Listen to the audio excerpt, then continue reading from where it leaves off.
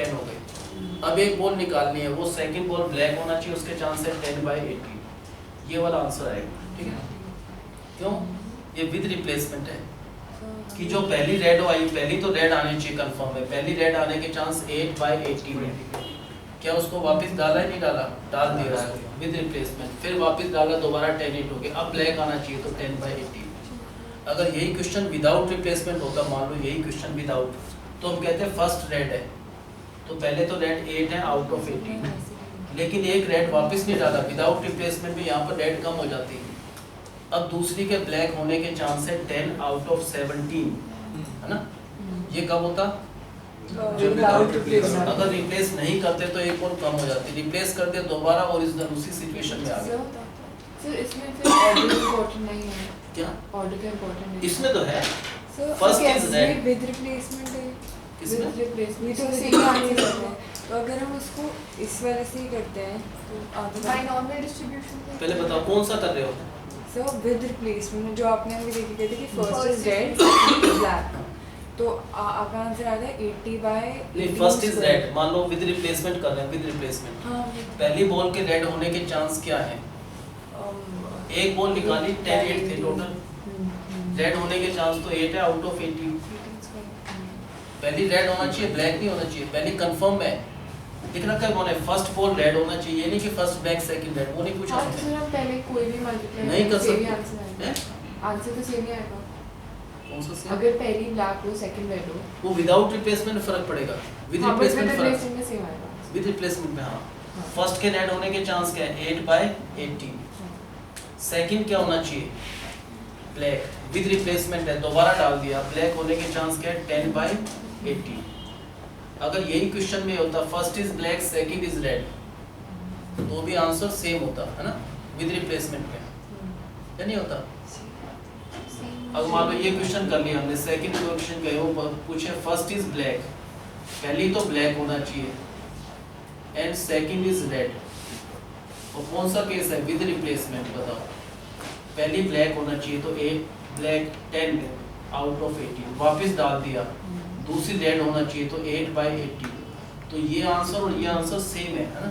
Sir हम इसको binomial हाँ, डिस्ट्रीब्यूशन से क्यों नहीं कर रहे? बिनोमियल में जो करते हैं ना, उसमें दोनों का आंसर टोटल प्लस हो जाता है। वो जो आंसर होता है 2 में से 2C0 करते हैं ना, हाँ तो बाइनॉमियल इन दोनों का आंसर प्लस करके आता है बिनोमियल में। बिनोमियल में ऑर्डर भी देखते हैं हम, उसमें एक ब्लैक एक रेड, तो ये दोनों का आंसर प्लस करते तो वो होता। बिनोमियल में मान लो हम कहते हैं एक ब्लैक एक रेड है, वैसे विद रिप्लेसमेंट करते हैं तो हम कहते हैं 2 में से एक ब्लैक है, ब्लैक होने का चांस 10/18, एक ब्लैक है और एक ही रेड है, तो ये आंसर आता बिनोमियल में ना। ये करते हैं विद रिप्लेसमेंट पे। इस केस को क्या कह सकते हैं? First is red second is black, है ना? लेकिन बिनोमियल में क्या आया ये आंसर?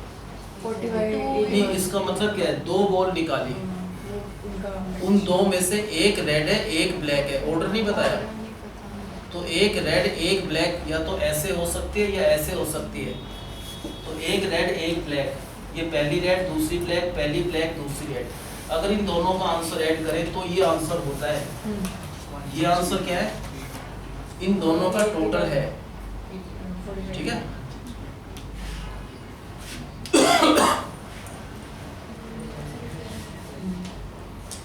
हम बताओ कैसे करना है इसमें? कितनी बॉल निकालनी है? 2 कैसे निकालनी है? With replacement. फर्स्ट केस में क्या है? दोनों की दोनों रेड होना चाहिए, दोनों की दोनों, यहाँ पर ऑर्डर इंपॉर्टेंट नहीं है, फर्स्ट भी रेड सेकंड भी रेड, या सेकंड रेड फर्स्ट रेड एक ही बात है, दोनों की दोनों रेड है, तो ऐसे निकालो 2 में से 2 रेड है, 2 बॉल निकाली, दोनों की दोनों रेड है, तो रेड जो है, रेड की प्रोबेबिलिटी है 8 आउट ऑफ 18, दोनों की दोनों रेड है, ब्लैक कोई नहीं है, तो 10/18 की पावर 0, ये तो फर्स्ट केस आ गया। सेकंड केस में होने का इम्पोर्टेंट ऑर्डर है कि फर्स्ट बॉल रेड होना चाहिए, कंफर्म है, और सेकंड इज ब्लैक, जहाँ पर ऑर्डर है वहाँ पर नहीं चलेगा, वो सेकंड इज ब्लैक वहाँ पर सोच के ही करना पड़ेगा। हाँ बताओ, फर्स्ट रेड होना चाहिए, पहले एक बॉल निकाली, वो रेड हो सकते हैं, बिल्कुल हो सकते हैं, उसके चांस है 8/18, विद रिप्लेसमेंट उसको वापस डाल दिया, दोबारा 10/8 हो गए, अब जो एक बॉल निकाली वो ब्लैक होने के चांस तो 10/18, ये आंसर है इसका ना, ठीक है? और अगर फर्स्ट तीसरा केस में ये पूछें कि फर्स्ट ब्लैक हो फर्स्ट इज ब्लैक और सेकंड क्या हो, रेड हो, ऐसा हो सकता है? क्या चांस है उसके? वो भी यही आंसर आएगा। फर्स्ट ब्लैक है तो 10/18, सेकंड रेड है तो 8/18 ना, ठीक है। और इन दोनों केसेस को मिला दे तो क्या कहेंगे हम? अब ऑर्डर नहीं कह रहे हम कह रहे हैं एक रेड है एक ब्लैक है। कौन सी रेड, ये नहीं कह रहे हम। फर्स्ट रेड है सेकंड ब्लैक है, सेकंड रेड फर्स्ट ब्लैक, दोनों को ऐड कर दे तो उसको कहेंगे कि दो में से एक रेड है एक ब्लैक है। उसको ऐसा लिखेंगे, दो में से एक रेड है एक ब्लैक है, तो एक रेड है और एक ही ब्लैक है। तो ये जो आंसर आएगा दो में से एक रेड है, वो इन दोनों का टोटल आएगा हमेशा। जो भी इसका आंसर प्लस करोगे वो अकेला ये आंसर आएगा। तो जब ऑर्डर वाइज कह दे तो अलग अलग करके देख लेना इसे। So without replacement हम combination use करेंगे? अगर ये विदाउट रिप्लेसमेंट होता, ऑर्डर की बात होती तो नहीं करते। Combinations कॉम्बिनेशन में दोनों ऑर्डर इकट्ठे आंसर आ जाता है उसमें भी। उसमें भी अगर जैसे ये था, जैसे 10 ब्लैक है और 8 रेड है, इसमें से मान लो हमने दो बॉल निकाली, विदाउट रिप्लेसमेंट निकाली, विदाउट रिप्लेसमेंट, बिना रिप्लेसमेंट के दो बॉल निकाली, रिप्लेस नहीं करना। फर्स्ट केस मान लो दोनों की दोनों बोथ आर रेड, ये पूछा उन्होंने। सेकंड पूछा उन्होंने first is red and second is black. फिर उन्होंने पूछा मान लो first is black and second is red. फिर उन्होंने पूछा एक और question, one is black one is red. ये विदाउट रिप्लेसमेंट है, बताओ कैसे करेंगे भाई? पहला केस दोनों की दोनों रेड है, ऑर्डर इंपॉर्टेंट नहीं है तो ठीक है, दोनों की दोनों रेड है, ब्लैक बॉल कोई सिलेक्ट नहीं, विदाउट रिप्लेसमेंट है, दोनों की दोनों बॉल रेड है और टोटल 18C2। ये इसका आंसर ये हो गया डायरेक्ट ना। First is red second is black, तो ऐसे नहीं करना। पहली रेड है, क्या चांस है पहली एक बॉल निकाले उसके रेड होने के? 8 आउट ऑफ 18 इनटू में। दूसरी क्या है? second is black. First is red second is black, लेकिन विदाउट रिप्लेसमेंट वापस नहीं डालना, तो रेड एक कम हो गई क्योंकि पहली रेड आ गई। अब दूसरी बॉल के ब्लैक होने के चांस है 10 आउट ऑफ 17। ये इसका आंसर आ गया। थर्ड का आंसर दोबारा ये है, फर्स्ट इज ब्लैक, पहली बॉल निकाली वो ब्लैक हो सकती है, उसका चांस है 10/8, वापस नहीं डालना तो एक ब्लैक कम होगी 9। सेकंड के रेड होने के चांस 8/17। क्या ये आंसर सेम है? हाँ, है ना। और लास्ट का आंसर क्या है? एक ब्लैक एक रेड। अब ऑर्डर नहीं किया उन्होंने, एक ब्लैक एक रेड, या तो ऐसे हो सकते हैं या ऐसे, इन दोनों को प्लस कर दो, या तो नहीं तो हम इकट्ठा कहते हैं जब ऑर्डर की इंपॉर्टेंट नहीं। एक ब्लैक एक रेड, एक तो ब्लैक बॉल आई, टोटल 10 थी, एक ब्लैक आई एक रेड आई, एक तो ब्लैक साथ साथ एक रेड, किस ऑर्डर में वो इंपॉर्टेंट नहीं है। ये जो आंसर है ये इन दोनों का प्लस करके आएगा, तो ये आंसर है। ठीक है, समझ आ गया? जब भी ऑर्डर कहें तो फिर तो निकालना पड़ेगा ऐसे अलग अलग कि पहली रेड दूसरी ब्लैक, यहाँ पर पहली ब्लैक दूसरी रेड, लेकिन जब कहें एक ब्लैक एक रेड, कौन सी ये नहीं उन्होंने कहा, तो ये आंसर है।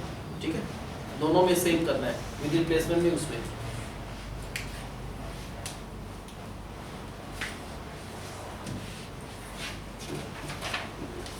नेक्स्ट 10th क्वेश्चन आ गया। If a leap year is selected at random, 1 mark है 2 मार्क है, अगर लीप ईयर सेलेक्ट करें क्या उसमें 53 संडे हो सकते हैं? हो भी सकते हैं, नहीं भी हो सकते। इम्पॉसिबल है क्या ऐसा होना? है पॉसिबल, तो 10th वाले बच्चे करते हैं। इम्पॉसिबल रिकॉर्डिंग गड़बड़ हो जाएगी, वो बच्चे कहेंगे 10th वाले क्वेश्चन करा रहे हैं। लीप ईयर में कितने होते हैं? 365 डेज होते हैं। वीक्स कितने होते हैं लीप ईयर में? क्या होता है? 366। 7 से डिवाइड कर दो तो क्या हुए, कितने वो वीक्स हो गए? ये 2 डेज एक्स्ट्रा है। जितने वीक्स हैं उतने संडे तो होने होने। एक वीक में एक संडे होता है, 52 वीक्स में 52 संडे तो हर बार होंगे, कंफर्म है। 52 संडे तो हर ईयर में होंगे, कोई भी लीप ईयर है तो 52 संडे तो कंफर्म है।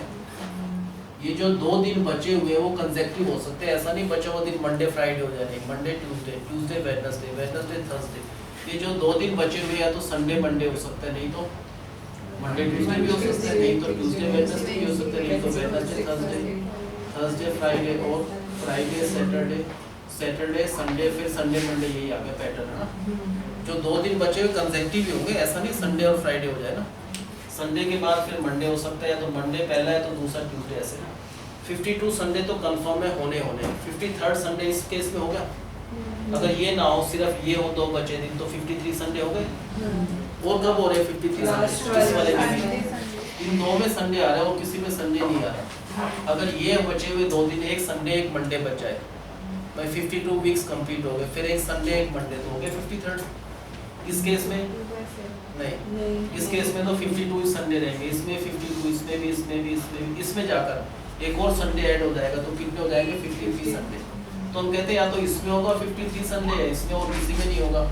तो ऐसे 7 केसेस बन रहे, टोटल 7 पॉसिबिलिटीज हैं, उसमें से 53 संडे सिर्फ 2 केस में आ रहा है, तो 2 आउट ऑफ 7 ये इसका आंसर है। ठीक, ऐसा होने के चांस क्या है? सिर्फ 2 ही केसेस में ऐसा 53 संडे हो रहा है, इसमें या इसमें। तो ऐसा होने का चांस है, क्या चांस है? 2 आउट ऑफ 7। और ऑर्डिनरी ईयर में उसमें 365 डेज होते हैं ऑर्डिनरी में ना, तो एक दिन बचेगा, बस सिर्फ एक दिन बचेगा। वो एक दिन क्या हो सकता है? या तो संडे या मंडे या ट्यूसडे या वेडनेसडे या थर्सडे फ्राइडे या सैटरडे। बस 53 संडे सिर्फ इस केस में हो गए, किसी केस में नहीं हुआ और किसी केस में, तो एक ही केस है। कितने 7 बने, उनमें से सिर्फ एक केस में 53 संडे हो सकता है, इस केस में और किसी में होगा नहीं, तो 1 आउट ऑफ 7। और लीप ईयर में क्या हो जाता है? 2 आउट ऑफ 7। ये 10th में क्वेश्चन आया था, जैसे prove that the probability of 53 Sunday in a leap year is double the probability in a non leap year, है ना। तो डबल ही होगा ये, 2/7 1/7। तो बच्चे कर ही नहीं पाए, बोले अलग अलग 2 क्वेश्चन, पता नहीं 10th वाले बच्चों को माइंड ऐसे ही होता है ना, हम तो कर लेते वैसे कि prove that the probability of 53 Sunday in a leap year is exactly double the probability of 53 Sunday in an ordinary year। दोनों का आंसर निकाल लो, ये आंसर 2/7 1/7 तो हम कॉम्प्लेक्स में चले जाते हैं ज़्यादा से।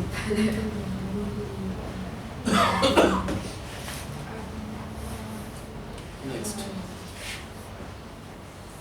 an experiment succeed twice as often as it fail। क्या मतलब? An experiment succeeds twice as often as it fails। इसका मीनिंग क्या हुआ? 2:1 है। अगर मान लो फेल एक बार होता है कोई एक्सपेरिमेंट, तो सक्सेस कितने होगा? 2 टाइम्स, है ना, यही हुआ ना। इसका मतलब सक्सेस होने की प्रोबेबिलिटी क्या है उस एक्सपेरिमेंट के? 2 आउट ऑफ टोटल ट्रायल 3। तो probability of success in this kind of experiment is 2 out of 3। Probability of its being fail होने के चांस उसके 1/3। कैसा हो सकता है कि इन नेक्स्ट 6 ट्रायल, मान लो कोई एक्सपेरिमेंट है, उसके बारे में हमने पहले कैलकुलेशन कर रखा है कि एक एक्सपेरिमेंट में सक्सेस होने के चांस फेलियर से डबल है। तो अगर फेल हम एक बार होते हैं तो सक्सेस उसका डबल होगा। जो भी फेलियर का चांस है उससे एग्जैक्टली डबल सक्सेस का होगा। अगर ये 1 है तो ये 2 है। तो 3 बार ट्राई करें एक्सपेरिमेंट, 2 बार सक्सीड हुआ, 1 बार फेल हुआ, तो probability of success is 2 out of total 3 1/3। Is it possible that in the next 6 trial, मान लो हमको पता चल गया ये एक्सपेरिमेंट के बारे में, ये प्रोबेबिलिटी पता है, हम वो एक्सपेरिमेंट 6 बार ट्राई करें, क्या क्या हो सकता है? क्या पता हम 6 की 6 बार फेल हो जाए, 5 बार फेल हो, 4 बार फेल हो, 3 बार, 2 बार, 1 बार, 0 बार। इम्पॉसिबल इवेंट तो इनमें से कोई भी नहीं है। क्या find the probability in next 6 trial, कम से कम एटलीस्ट 4 बार तो सक्सेस मिले, एटलीस्ट 4 टाइम्स सक्सीड हो जाए या 4 सक्सेसेस हो जाए 6 ट्रायल में से। ये पूछे, बताओ लिखें कैसे? Let x denote the number of times the experiment succeed या number of success समझ लो डायरेक्ट। कितनी में से? 6 बार ट्राई किया हमने, 6 में से क्या क्या पॉसिबिलिटी सक्सेस क्या हो सकते हैं? क्या पता कोई भी सक्सेस ना हो, बिल्कुल हो सकता है 1 बार हो, 2 बार हो, 3 बार हो, 4, ऐसा हो सकता है कि 6 की 6 बार सक्सेस हो जाए एक्सपेरिमेंट। ये हो सकते हैं, सारे नहीं निकाल रहे। एटलीस्ट 4 का मतलब 4 या उससे ज़्यादा, 4 सक्सेस वाला केस, उससे ज़्यादा तो 5, एटलीस्ट का मतलब 4 और उससे ज़्यादा, और 6, 3 का आंसर निकालना है। कौन सा आंसर? प्रोबेबिलिटी जबकि एक्सपेरिमेंट 6 में से 4 बार सक्सेस हो रहा है, 2 बार फेल हो रहा है, ये भी समझ लो। Probability when experiment succeed 5 time in 6 trial, अगर 5 बार सक्सेस हो रहा है तो एक बार फेल जरूर हो रहा है। अब कोई फेल नहीं हो रहा, 6 की 6 बार सक्सेस है, ये क्या होगा, एटलीस्ट 4 सक्सेस, 4 या उससे ज़्यादा सक्सेस का ये आंसर आ जाएगा। क्या करेंगे इसको, ये डाई क्वाइन इस टाइप के जो है वो सेम इसमें आते हैं, तो क्या लिखेंगे, 6 में से 4 बार सक्सेस हो रहा है, कितनी बार, 4 बार सक्सेस हो रहा है। 2/3 वैसे ये हो गया, जैसे केसेस तो मान लो ये है, बहुत सारे केसेस बनेंगे 4 सक्सेस के। वैसे क्वेश्चन तो ये कहता है सबको अलग अलग निकालो फिर उनको ऐड करो, वो सारा जो ऐड करके अलग अलग केसेस का आंसर इसमें कलेक्ट आ जाता है, 6 में से 4 में सक्सेस है। इसीलिए जैसे मान लो 4 सक्सेस है, क्या पता ये सक्सेस है, ये सक्सेस है, ये है, बाकी 2 फेलियर है ना, नहीं तो 4 सक्सेस और भी बहुत हो सकते हैं, यहाँ पर 4 पर सक्सेस, इन 2 पर फेलियर ना, ऐसे बहुत सारे केसेस आएंगे। हम इसका आंसर निकालेंगे, उसका निकालेंगे, उन सब का निकाल के ऐड करें तो वो अकेला आंसर ये आ जाता है, तो ये क्या हो जाता है, उन सबका सम। इसमें सारे केसेस का टोटल अपने आप आ गया इसमें, कौन सा टोटल, 4 सक्सेस, जरूरी नहीं यही सीक्वेंस हो, कितनी सीक्वेंस बनेगी, बहुत सारी सीक्वेंस बनेगी। जब 4 सक्सेस है 2 फेलियर, क्या पता पहले 4 सक्सेस हो फिर 2 फेलियर हो, या ये फेलियर बाकी 4 सक्सेस, ऐसे पता नहीं कितने होंगे, सबको थोड़ा ना निकालना पड़ेगा। आंसर तो सबका सेम है, जो इसका आंसर है वही इसका आंसर है, वही इसका आंसर, वही इसका आंसर ना। लेकिन ऐसे केस में ऐसा कहते हैं कि 6 में से 4 में सक्सेस है, सक्सेस ये वाली, ये 4 में है सक्सेस, अगर 4 में तो 2 में फेलियर भी है, तो 1/3 2 टाइम, इसमें 6 में से 5 सक्सेस है, 6 में से 5 पर सक्सेस है, सक्सेस जो है 2/3 वो किस पर है, 5 पर, तो 1 पर फेलियर है। फिर 6 की 6 पर सक्सेस है, 6 में से 6 पर सक्सेस है, सक्सेस जो है 6 पर है, तो फेलियर कोई नहीं रहा, 1/3। यहाँ पर 6 में से 4 सक्सेस, यहाँ पर 6 में से 5, यहाँ पर 6 की 6, ये निकालना था, एटलीस्ट 4 सक्सेस, जो भी इनका कलेक्टिव आंसर है वो टोटल आंसर हो जाएगा, ठीक है।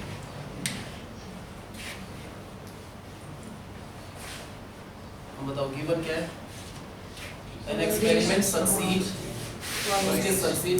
twice as often as it fail, अगर वो फेल 1 टाइम और सक्सेस 2 टाइम, तो probability of this kind of experiment success की probability 2/3, probability that this experiment fails is 1/3। कितनी ट्रायल दी हमको, 6 टाइम ट्रायल करना है उस एक्सपेरिमेंट को। क्या हो सकता है, let x denote the number of successes, let X क्या डिनोट करता है, नंबर ऑफ सक्सेसेस।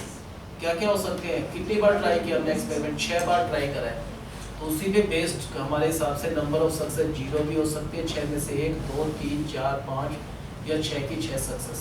अगर ये पूछे find the probability of at the most 4 successes, तो क्या होगा इसका answer, at the most 4 success, 4 और उससे कम, मैक्सिमम 4 समझ लो, एट द मोस्ट का मतलब मैक्सिमम से मैक्सिमम 4 और उससे कम, इन सब का आंसर नहीं निकालेंगे, बहुत टफ पड़ेगा। तो टोटल प्रोबेबिलिटी क्या होती है, 1 में से अगर इसको और इसका आंसर माइनस कर दो तो अपने आप ही 4 या उससे कम का आंसर बच जाएगा।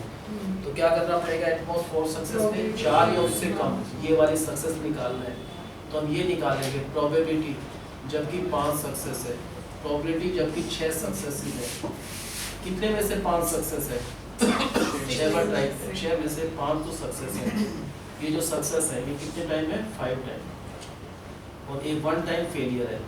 यहाँ पर 6 में से 6 पर सक्सेस है, 6 में से 6 पर सक्सेस है, जो सक्सेस है वो 6 पर है, फेलियर नहीं है किसी पर। ये आंसर किसका आया, 5 सक्सेस और 6 सक्सेस का। तो इस आंसर को जो भी आंसर है उसको 1 में से माइनस कर दे तो अपने आप ही 4 या उससे कम सक्सेस का आंसर आ जाएगा। अगर यही क्वेश्चन चेंज कर दे, प्रोबेबिलिटी ऑफ एटमोस्ट 4 फेलियर्स, तो कैसे करोगे आप, फेलियर इसी को बना लो यहाँ पर, ये क्या रिप्रेजेंट कर रहा है, एक्स सक्सेस, इसी के नीचे एक और कॉलम लिख दो फेलियर। यहाँ पर सक्सेस क्या है, 6 में से 0 बार सक्सीड हुआ, कहने का मतलब 6 की 6 बार फेल हुआ, 6 में से 1 बार सक्सेस है, 5 बार फेल है, 2 बार सक्सेस है तो 4 बार फेल है, 3 बार सक्सेस है 3 बार फेल है, 4 बार सक्सेस है 2 बार फेल है, 5 बार सक्सेस 1 बार फेल, 0 बार फेल है।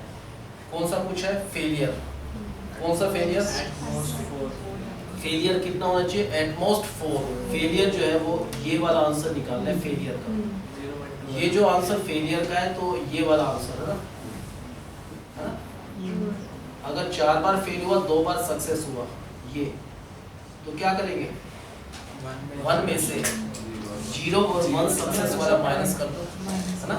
इसके नीचे बनाने हैं सक्सेस फेलियर, सक्सेस 0 तो फेलियर 6, सक्सेस अगर 1 है तो 5 बार फेल हुआ 2 बार, क्या निकाल रहे फेलियर वाला आंसर। कौन सा फेलियर वाला?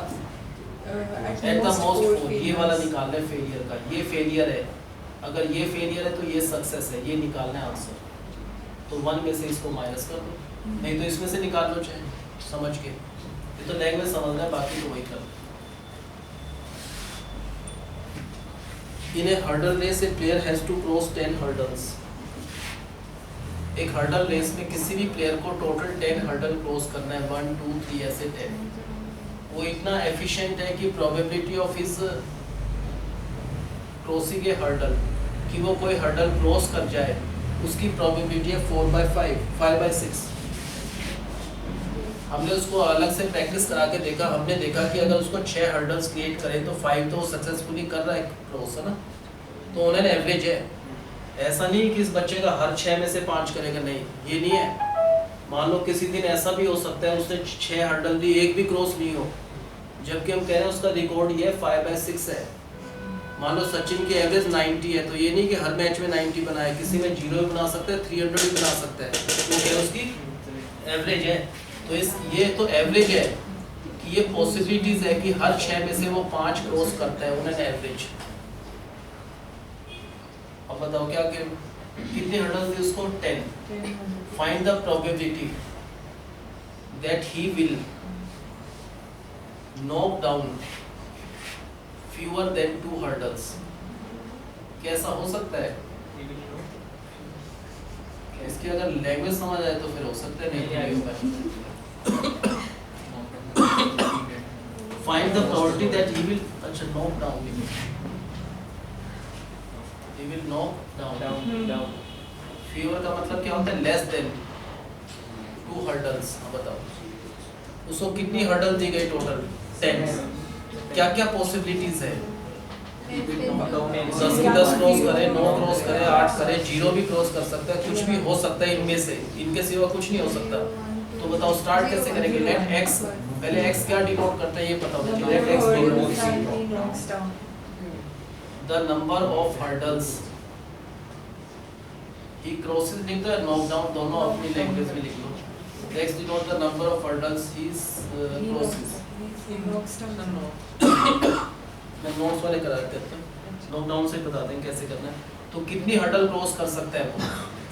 10 हर्डल है, क्या पता 0 क्रॉस करे, 1 करे, 2 करे, इनमें से कुछ होगा उसका answer. If is made to run, अगर मान लो उसको रन करना है तो इन्हीं में से कोई ना कोई हो गया, या तो वो 0 क्रॉस करेगा या 1 या 2, इनके सिवा कोई केस बनता ही नहीं है। अगर नॉक डाउन मान लो ये क्या है? क्लियर कर रहा है, ये हर्डल क्लियर कर रहा है, तो नॉक डाउन कितना करेगा?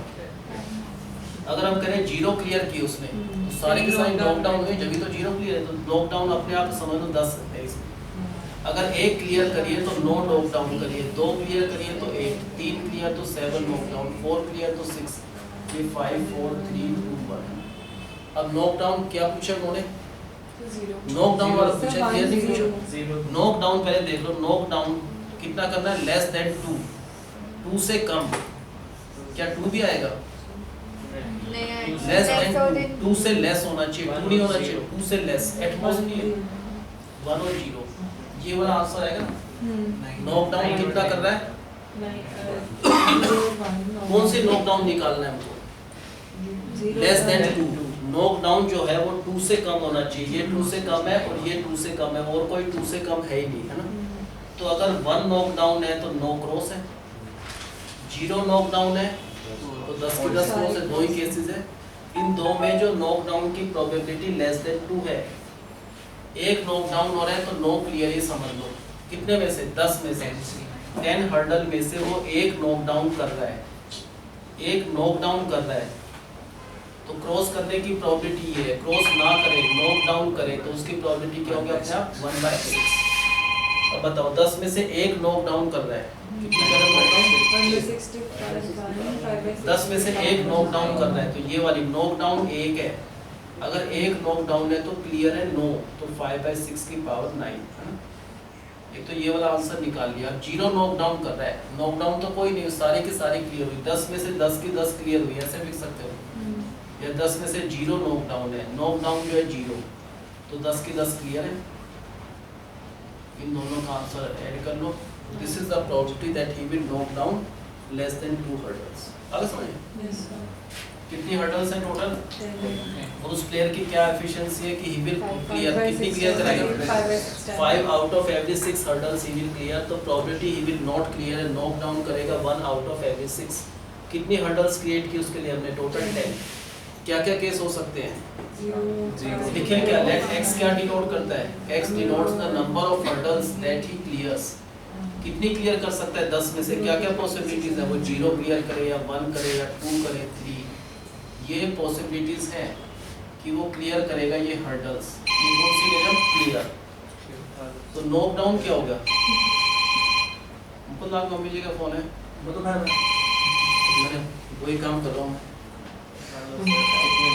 ड्राइवर पूछे कहाँ बैठा है, क्या कर रहा है, उसके आसपास कौन बैठा है, कई सवालों के जवाब मेरे को देने पड़ जाएंगे। मेरा माइंड करके चलता नहीं। हेलो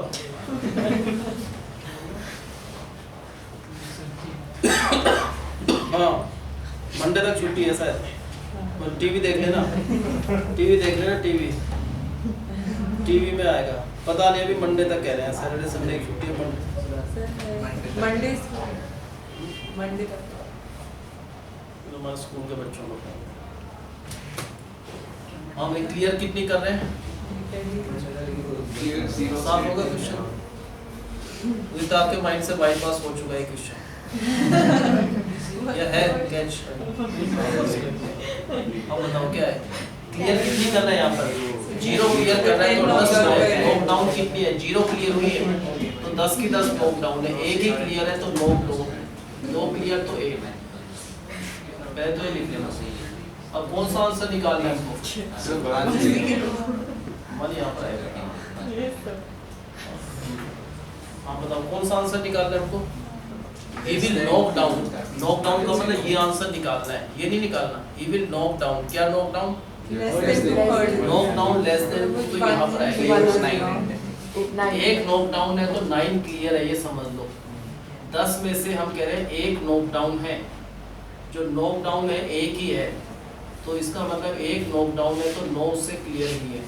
फिर यहाँ पर क्या करें हम, 10 में से 0 knock down हुई है, नॉक डाउन कोई भी नहीं हुई, 10 से 0, नॉक डाउन जो है 1/6 वो 0, तो 10 की 10 क्लियर हुई है, 5/6 की पावर 10 है। ये आंसर इसी फॉर्म में छोड़ना, ये आगे होगा भी नहीं, दिस प्लस दिस।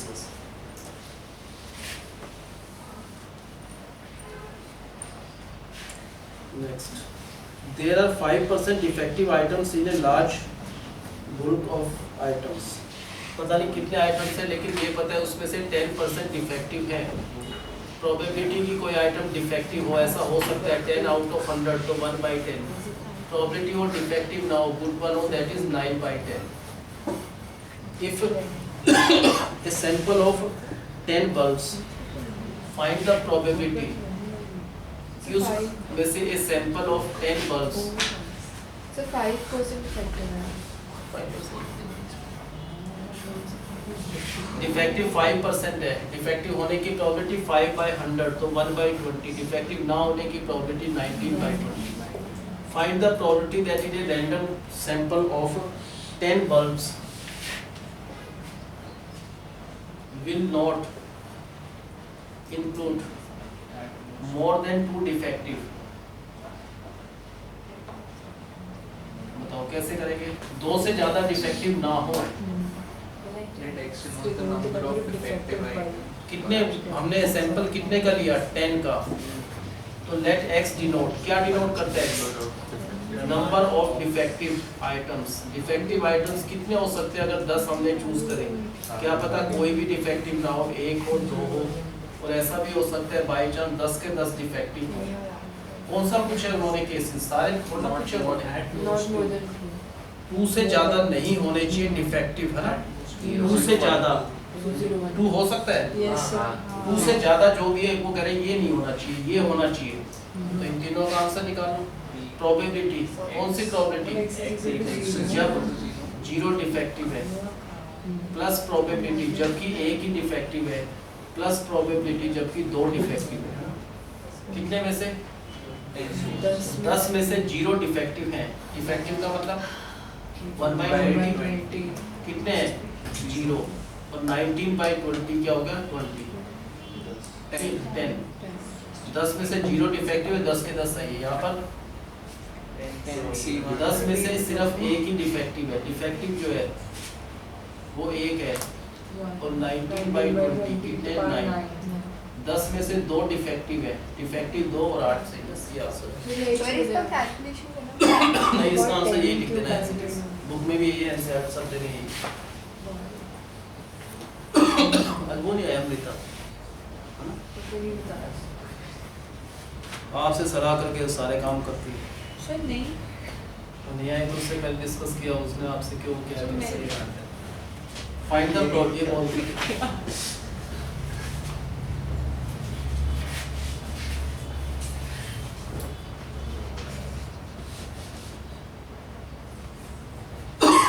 बहुत सिंपल क्वेश्चन है, पहले भी कर चुके।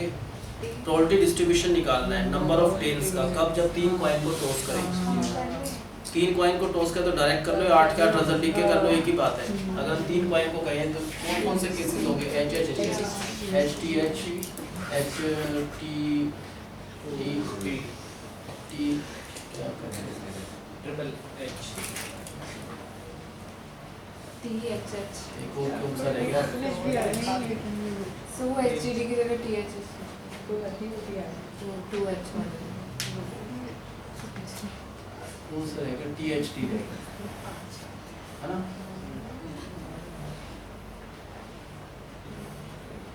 THT 2 बार हो गया। सर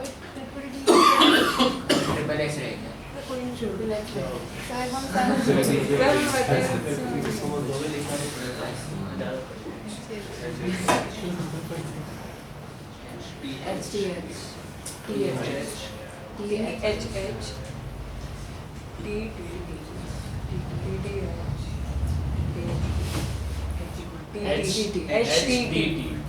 ये 8 केसेस हो गए जब भी 3 कॉइन को टॉस करें, और कोई केसेस हो ही नहीं सकते। 4 बार टॉस करें तो 16 केसेस होते हैं वैसे, है ना? एक कॉइन पर 2 ही हो सकता है, तो हेड या टेल हो, कुछ नहीं होता। 2 × 2 × 2 4 बार हो तो 16, 5 बार हो 32 है ना? 3 तक तो क्या लिख सकते हैं, 16 तो लिखने बहुत टफ हो जाएगा भाई। अब find the probability distribution of number of tails, बताओ क्या करेंगे?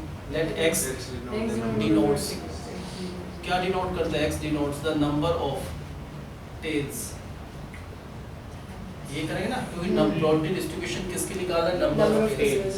कितनी टेल हो सकती है? अगर 3 बार टॉस करें, क्या पता एक भी टॉस टेल ना हो, एक ही हो, 2 हो, या तीनों की तीनों टेल हो। नहीं तो सबका आंसर डायरेक्ट दिख जाए। प्रोबेबिलिटी जबकि 0 टेल है, हम कह रहे हैं ये वाला केस में 0 टेल है और किसी में है ही नहीं।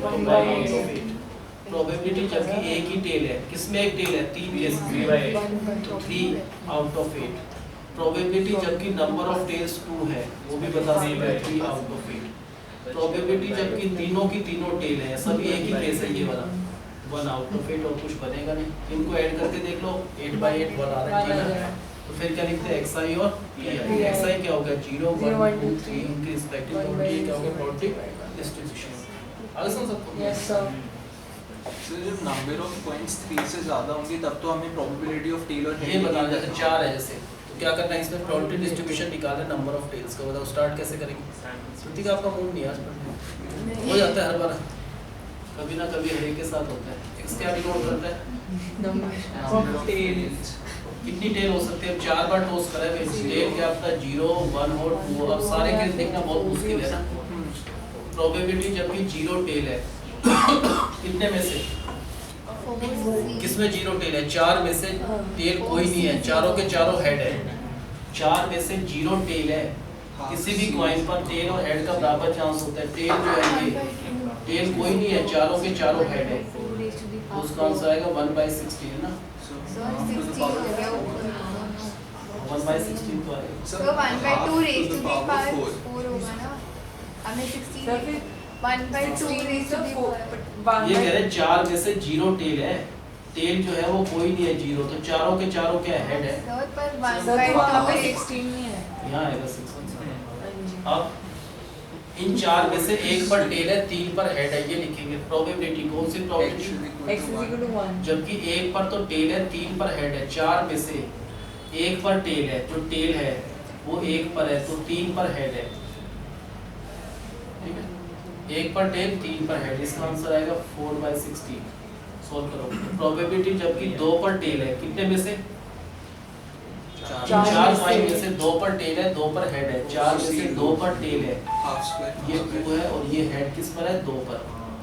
इसका आंसर क्या होगा? 6/16। और प्रोबेबिलिटी जबकि 4 में से 3 पर टेल है, क्या आएगा? 4 में से 3 पर टेल है, तो 1/2 टेल जो है 3 पर और 1 पर हेड है। इसका आंसर आएगा 4/16।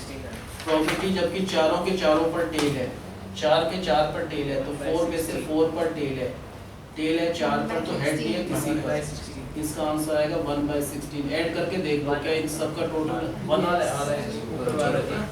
ऐसे 5 का भी निकाल, 6, 7, 10 किसी का भी निकाल सकते हैं।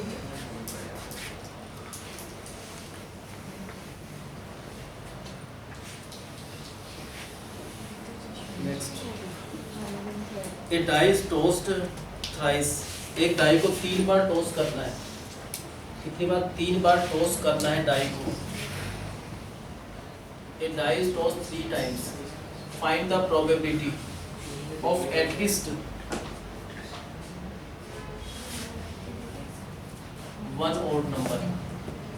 क्या मीनिंग हुआ इसका? अगर 3 बार टॉस करा, मान लो पहले 1 आ जाए, फिर 2, फिर 4, हम क्या कहेंगे? odd number has come only one time। Siddharth आपका ध्यान नहीं है भैया आज। अब क्या मैसेज क्या कर रहे हो? नहीं फोन यहाँ सामने। प्रोबेबिलिटी निकालना है 1 odd नंबर। कितना होना चाहिए odd नंबर? 1 नहीं लिखा का, एटलीस्ट 1। ये चलेगा? इसमें 1 पर odd नंबर है। अगर मान लो ये आ जाए, इसमें कितने पर है? 2 पर odd नंबर है। ये वाला क्या है?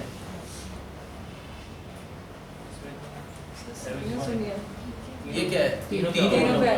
तो odd नंबर क्या पता किसी पर भी ना हो, क्या पता 1 पर हो, 2 पर हो, 3 पर हो। तो कौन से केसेस निकालने हैं? odd नंबर एटलीस्ट 1 का मतलब 1 या उससे ज्यादा पर। बताओ क्या लिख सकते हैं? Let X is number of odd numbers। यानी ये तो पता होना चाहिए कि odd नंबर आने के चांस क्या है। किसी भी डाइस पर odd नंबर और इवन नंबर आने का चांस बराबर बराबर है। odd नंबर आने का चांस भी डाई पर हाफ है, इवन का चांस भी हाफ है। Let X denote, क्या डिनोट करता है? X denotes number of times odd number is coming. Number of times कि कितनी बार odd नंबर आ रहा है। odd नंबर इज कमिंग, कितनी बार odd नंबर आ रहा है?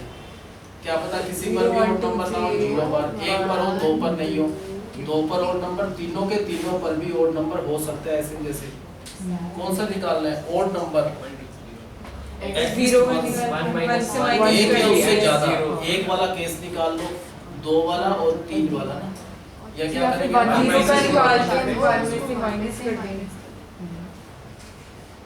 मुझे 1 से डायरेक्ट माइनस कर दीजिए, जैसे डीपीएस आर के प्रो वाले स्कूल वाले कहते हैं। पहले ये लिखो कि जितने भी केसेस है उनका टोटल 1 होता है। वैसे डायरेक्ट कर सकते हैं, लेकिन कुछ टीचर पता नहीं क्या करते हैं। x से 0, 1, 2, 3 ये केसेस बने, इनके सिवा कोई केसेस नहीं है, तो इनका टोटल क्या होता है? 1। कौन सा केस निकालना है हमको? एटलीस्ट 1 और उससे ज्यादा 1। इन सब का आंसर निकालना है। इनका टोटल आंसर क्या रिप्रेजेंट कर रहा है? एटलीस्ट 1। तो इसको इधर ले जाकर माइनस कर दो। अब इसका आंसर निकालना है ये वाला, एटलीस्ट 1 ये वाला। तो 1 में से कौन सा केस माइनस करना है? तीनों में से odd नंबर किसी पर भी नहीं आया। तीनों में से odd नंबर नहीं आया किसी पर, तो 3 में से 0 पर odd नंबर आया। odd नंबर जो है वो किसी पर भी नहीं आया, तो तीनों के तीनों पर even नंबर आया है। तीनों के तीनों पर ये 1 होता है, ये 1, तो 1 - 1/8 क्या बचा? 7/8। किसका आंसर बचा? 7/8। तीनों का टोटल आंसर। अगर इन तीनों को अलग अलग निकाल के ऐड करते तो वो आंसर क्या होता? 7/8। ये निकालना है। Find the probability of this. Next, find the probability of getting 5 exactly. Find the probability of getting 5 exactly twice in 7 throws of a dice। ये तो ऑलरेडी क्वेश्चन है। एक डाई को 7 टाइम थ्रो करा है ना, उसमें से 5 आना चाहिए एग्जैक्ट 2 बार, एग्जैक्टली 2 टाइम्स। बहुत सारे केसेस बने, वो कह रहे सबको निकाल के अलग अलग ऐड नहीं करेंगे, अभी इकट्ठा निकाल देंगे भाई। 2 पर 5 आना चाहिए एग्जैक्टली 7 में से। मान लो 2 पर 5 क्या पता इन 2 पर 5 हो, क्या पता कोई बच्चा कहीं 2 पर 5 हो, कोई कहीं लगातार इन 2 पर 5 हो ना, बहुत सारे केसेस बनेंगे। तो रूल तो ये सबको निकालो फिर सबको ऐड करो, लेकिन हम तो एक साथ निकाल सकते हैं। क्या 5 आ भी सकता है डाइस पर या नहीं? किसी भी डाइस पर 5 आ सकता है तो उसका चांस है 1/6, और 5 ना आने का चांस, नॉट 5 का चांस है 5/6। हमको पता है इन 7 थ्रोज में 2 5 है, 2 बार क्या आ रहा है 5 और 5 बार 5 नहीं आ रहा। इन 7 थ्रो में एग्जैक्टली 2 टाइम 5 आ रहा है, जो 5 आ रहा है ये वाला एग्जैक्टली 2 टाइम है। 2 बार तो 5 है और 5 बार 5 नहीं है, ये जो भी ये आंसर आ गया।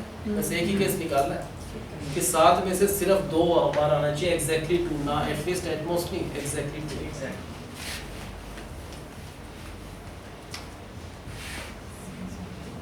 In a meeting 70% of the people they are in favor of a certain bill and remaining 30% they are against that bill।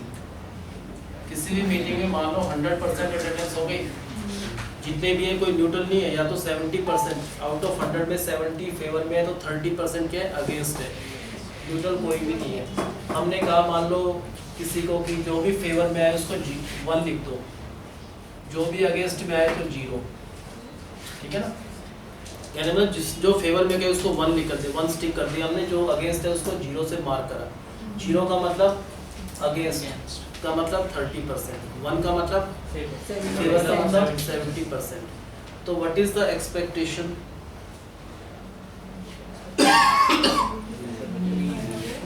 ये क्वेश्चन समझ आ गया meaning? Yes sir. In a meeting 70% of the attending members they are in the favor of the bill, 30% they are against the bill। We give x is 0 if he is against और x is 1 if he is in favor। ये लिखा है statement में। Find the expectation of x and then the variance of x।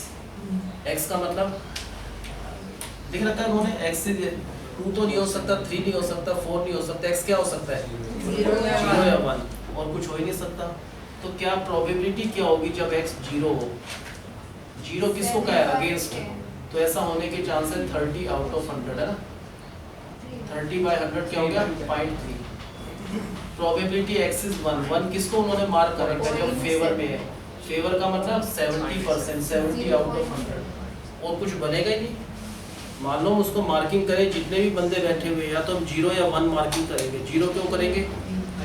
Against है, और against already calculated है कि 30% against है, तो 30% जितने भी मेंबर्स हैं उनको 0 मार्क 0 लेवल होगा, और 70% को 1 लेबल करेंगे। तो 0 या 1 लेबलिंग और कुछ है ही नहीं, बस और कोई केस है ही नहीं। और टोटल प्रोबेबिलिटी 1 आ रही है, वैसे भी चेक कर लो। 0 के 0.3 इसका 1। अब क्या निकालना है? मीन। पता है ना मीन कैसे निकालना है? पहले लिखेंगे xi और pi। xi की 2 ही वैल्यू पॉसिबल है, या तो 0 या 1। 0 का मतलब अगेंस्ट 30%, 1 का मतलब फेवर। मीन निकालना है तो pi और xi, pi into xi 0, pi into xi 0.7, जो भी pi xi का टोटल आएगा उसे मीन कहते हैं 0.7। वेरिएंस के लिए क्या करना होता है? pi को मल्टीप्लाई करना है xi के स्क्वायर से। इस pi को इसके स्क्वायर से करा 0, pi को इसके स्क्वायर से करा 0.7, तो इसका सम भी यही आ गया, pi xi का स्क्वायर 0.7। कैसे निकलता है वेरिएंस? सम ऑफ इसका sum of pi xi square minus इसका ये तो 0.7 का स्क्वायर, तो माइनस कर दो 0.21, दिस इज द वेरिएंस। और अगर स्टैंडर्ड डेविएशन निकालना है इसको अंडर रूट में डाल दो, अगर पूछे तो ये मीन, ये वेरिएंस, स्टैंडर्ड डेविएशन निकालना हो तो इसका अंडर रूट।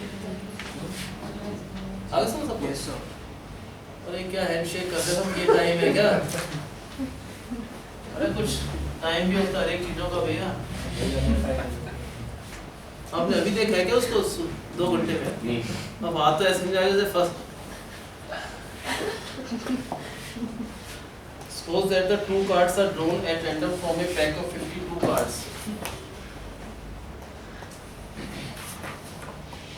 52 कार्ड्स हैं, उसमें से हमने दो कार्ड निकाले, कोई भी दो आ सकते हैं कार्ड, तो कैसे निकालना लिख रखा है, ये लिख रखा है।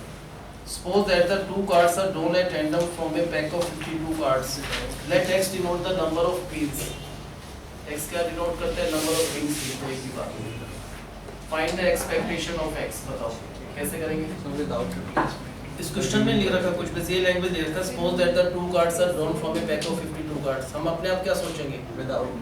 कि दो कार्ड निकाले हैं, तो उधर ही लैंग्वेज कहते हैं विदाउट रिप्लेसमेंट। दो कार्ड एक साथ निकाल लिए, एक साथ निकाले तो विदाउट रिप्लेसमेंट है ना। अगर वो विद रिप्लेसमेंट होता वो स्ट्रेस करते बार बार, one by one with replacement ऐसा लिखा होता कुछ इसी लैंग्वेज में। ये जो लैंग्वेज इससे पता नहीं चल रहा, लेकिन हम क्या जूम करेंगे, हमारी एजम्पशन होगी कि ये विदाउट रिप्लेसमेंट है। बताओ कैसे करेंगे।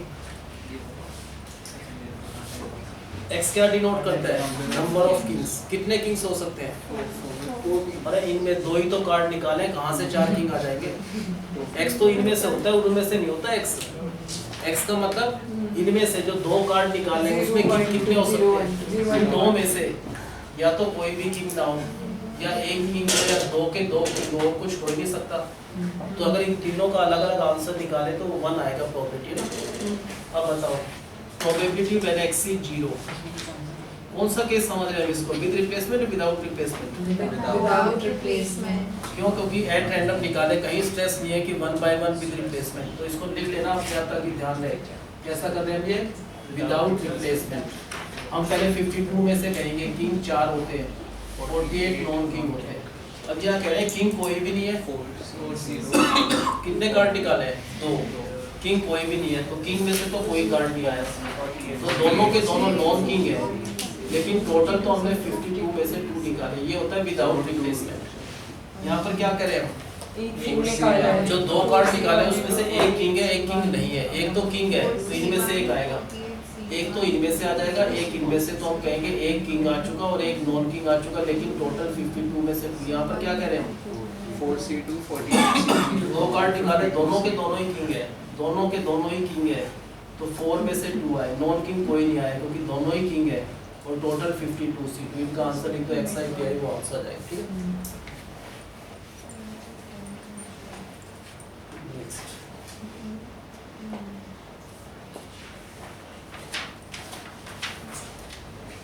if each element of a second order determinant is either 0 or 1, जिस उसमें भी है मैट्रिक्स में भी चैप्टर, एक 3 ऑर्डर का है, 3 by 3 का, ऐसा होता है 9 एलिमेंट्स होते हैं। उसने का जो भी एंट्री है वो या तो 0 है या 1 है, और कोई डिजिट यूज ही नहीं करना। तो 0 कई बार आ सकते हैं, सारी बार भी आ सकती है, 9 है ना। 0 या 1 यूज करना है तो रिपीट तो होना ही होना है, कंफर्म है। यहाँ पर क्या पुट कर सकते हो आप, 0 या 1। दो ही ऑप्शन है यहाँ पर, हर जगह 0 या 1 और कुछ कर सकते हैं। यहाँ पर 2 ऑप्शन है, यहाँ भी 2, यहाँ पर 2, यहाँ पर 2, यहाँ पर 2। तो टोटल कितने बने, 2 की पावर 9, 512 ऐसे बनेंगे। अगर हम लिखने बैठे तो बनेंगे भी नहीं हमसे टोटल, क्योंकि हर एक एलिमेंट क्या होना चाहिए। 0 या 1। पहले मान लो फर्स्ट बनाया सारे 0, एक और बनाए सारे 1, फिर डायगनली 1, फिर डायगनली 0, फिर बाकी 0 1, 0 1 ही एडजस्ट करना है, तो ऐसे 512 बनेंगे, टोटल 512। क्या हर एक की वैल्यू पॉजिटिव होगी या नहीं होगी ये बताना है। हर एक की वैल्यू कौन सा क्वेश्चन चल रहा है, सेकंड ऑर्डर का, ये थर्ड किसने, सेकंड ऑर्डर है, 2 by 2 का है ये क्वेश्चन। 2 by 2 में क्या होता है, 4 एलिमेंट होते हैं, 2 रो 2 कॉलम है ना। तो कितने बनेंगे टोटल, 16। यहाँ पर 0 या 1 आ सकता है और कोई यूज नहीं कर सकते। यहाँ पर भी 0 1, यहाँ पर 0 1, यहाँ पर 0 1, टोटल कितने बने, 16 बने। क्या हर एक की वैल्यू पॉजिटिव होगी, कोई ऐसा बताओ जिसकी वैल्यू पॉजिटिव हो। पॉजिटिव में पहले ये आता है आंसर ना, पहले ये फिर माइनस ये आता है, तो 1 1 यहाँ पर रखते हैं, यहाँ पर 0 0, इसकी वैल्यू क्या होगी, कोई पूछे, 1 minus 0 1, पॉजिटिव ही आ गया। और बताओ कौन सा होगा, 1 1 0 1, हर एक एलिमेंट या तो 1 या 0, इसका आंसर भी 1 आ गया, ये भी पॉजिटिव है। और भी कोई बना, 1 1 1 0, इसका आंसर भी 1 minus 0 1 है। और भी बना, कौन सा बना हो बताओ? बनेंगे? अच्छा नहीं अच्छा, ऐसा नहीं है, 16 बने टोटल, हमने 3 लिखे हैं, बाकी 13 बचे हुए हैं अभी। और कोई वैल्यू नहीं होते हैं। जीरो को वैसे जब ऐसी चीज हो तो जीरो को पॉजिटिव ना नेगेटिव कुछ नहीं मानते, तो जीरो समझ लो नहीं है पॉजिटिव। नहीं है वो भी बनेंगे। चारों 1 है तो 0 0 को कहेंगे पॉजिटिव नहीं, तो इन 3 की वैल्यू पॉजिटिव आएगी। यहाँ पर 1 1 हो और यहाँ पर 0 0 या 0 1 या 1 0 और कुछ नहीं बनेगा। टोटल कितने बने थे? 16। क्या सबकी वैल्यू पॉजिटिव है? नहीं। किसकी वैल्यू पॉजिटिव है? 3 आउट ऑफ 16। और अगर नेगेटिव पूछे तो 1 में से 13 नहीं, 1 में से नहीं देखो, जीरो की भी तो है। हर एक डिटरमिनेंट की वैल्यू या तो 0 आ रही है या +1 या -1 है ना। इसकी जैसे +1 वाले 3 है, 0 वाले भी आएंगे और -1 वाले आएंगे। नेगेटिव कब होगी? जब उल्टा कर दो, जब 0 0 यहाँ पर हो। तो 3 और होंगे नेगेटिव। लेकिन यहाँ पर 0 1 भी हो सकता है, यहाँ पर 1 1। इसका आंसर क्या होगा कोई पूछे तो? नेगेटिव। 0 -1 -1 है ना। और ऐसे सोच के देख लेना कितने बनेंगे। टोटल 16 बन रहे हैं, उसमें से सोचना नेगेटिव कितने बनेंगे वो लिख देना आउट ऑफ 16। हमको पॉजिटिव निकालना है। पॉजिटिव कितने? सिर्फ इन 3 की वैल्यू पॉजिटिव होगी और किसी की नहीं होगी। तो पॉजिटिव होने का चांस सिर्फ 3 केसेस में आउट ऑफ टोटल कितने हैं? 16। ये मैट्रिसेस का भी क्वेश्चन है, उसमें है दे रखा है एनसीईआरटी में।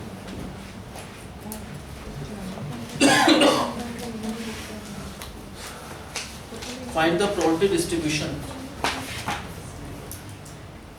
of number of successes in 2 tosses of a die. So success is Find the number of successes in 2 tosses of a die where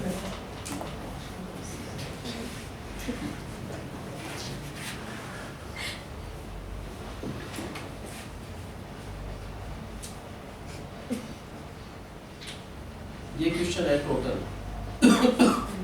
find the probability distribution of number of successes in 2 tosses of a die.